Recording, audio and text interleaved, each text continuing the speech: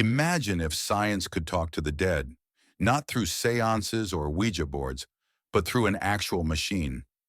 In 1920, the world's most famous inventor, Thomas Edison, announced that he was working on something extraordinary, a device that, he claimed, could allow the living to communicate with spirits. Most people dismissed it as a joke, but some of Edison's closest associates swore that he was serious. What exactly was this spirit phone? And why would one of history's greatest minds, the man who gave us electricity, sound recording, and cinema, believe it could work? This is the forgotten story of the scientist who tried to speak with the dead. To understand Edison's strange idea, we need to go back to the early 1900s, a time when the world was obsessed with spiritualism. The First World War had just ended. Millions were grieving loved ones lost in battle. Seances, mediums, and ghost photographs were everywhere. Even celebrities and scientists were attending private gatherings, hoping to hear the voices of the dead.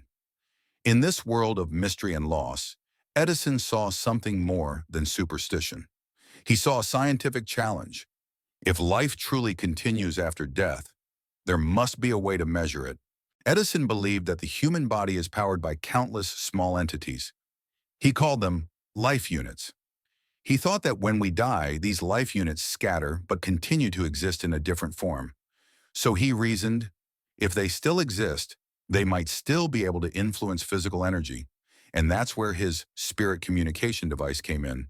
He wanted to build a machine sensitive enough to detect even the faintest signals from these invisible entities. Not magic, not religion, but pure physics. Edison's device was said to be a mix of early recording technology and electromagnetic detection. Some accounts describe it as a phonograph with added sensors, capable of picking up vibrations that normal microphones couldn't hear. Others say it was more like a radio, tuned not to human frequencies, but to something beyond. No complete blueprints have ever been found, but in one interview, Edison himself confirmed, "I am building an apparatus to see if it is possible to communicate with personalities which have left this earth."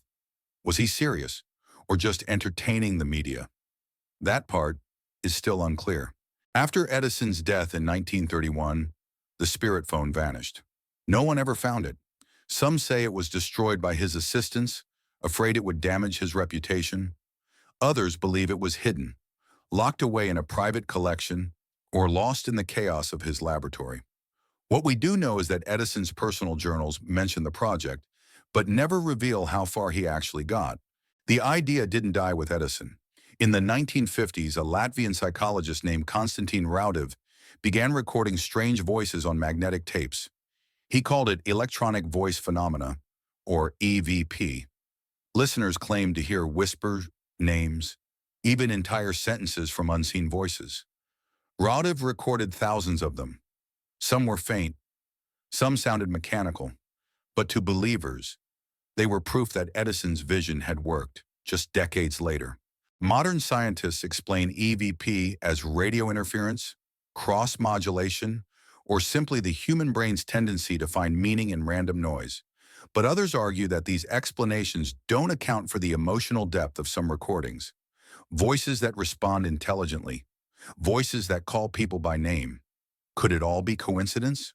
Or was Edison's theory that energy never truly disappears closer to the truth than anyone realized? Today, some physicists talk about quantum consciousness, the idea that the mind might exist as a form of quantum information, energy that doesn't die, only transforms. If that's real, then maybe Edison's spirit phone wasn't fantasy at all. Maybe he glimpsed something that science is only beginning to understand. Edison never proved his theory. The spirit phone was never found.